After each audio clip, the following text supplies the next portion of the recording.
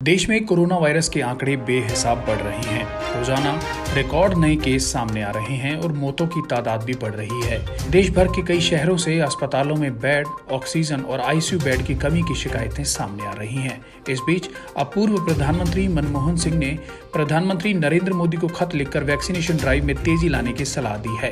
सिंह ने लिखा है कि संकट से निपटने के लिए वैक्सीनेशन बढ़ाना पड़ेगा। मनमोहन सिंह ने अपने खत में कहा है कि कई लोगों ने अपनी आजीविका खो दी है और लाखों को गरीबी में धकेल दिया है। सिंह ने लिखा, दूसरी वेव में लोग सोचने लगे हैं कि उनकी जिंदगी कब सामान्य होगी। सिंह ने कहा कि इस महामारी से लड़ने के लिए कई चीजें की जा सकती हैं, लेकिन एक बड़ी कोशिश वैक्सीनेशन प्रोग्राम बढ़ाने की हो सकती है।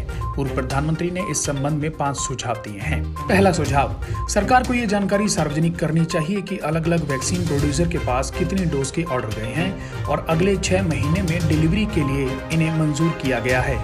अगर हम इस पीरियड में एक टारगेट नंबर को वैक्सीनेट करना चाहते हैं तो हमारे पास एडवांस में उतने ऑर्डर होने चाहिए। नंबर 2, सरकार को संकेत देना चाहिए कि संभावित सप्लाई राज्यों में पारदर्शी फार्मूले के आधार पर कैसे बांटी जाएगी। केंद्र सरकार 10% इमरजेंसी जरूरत में बांटने के लिए रख सकती है, लेकिन उसके अलावा राज्यों को साफ बताया जाए ताकि वो योजना बना सके। नंबर 3, राज्यों को थोड़ी छूट दी जाए ताकि वो फ्रंटलाइन वर्कर्स की कैटेगरी तय कर सकें। ये वो लोग हो सकते हैं जो 45 साल से कम हैं।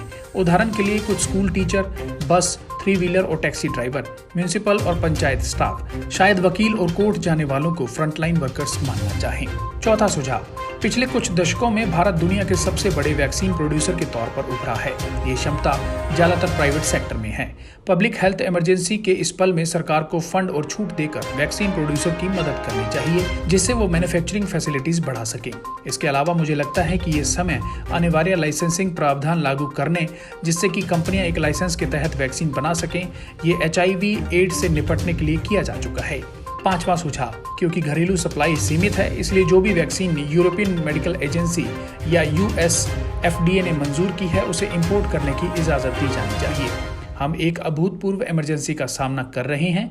इस छूट के लिए एक्सपर्ट्स का विचार है कि इमरजेंसी में ऐसा किया जा सकता है।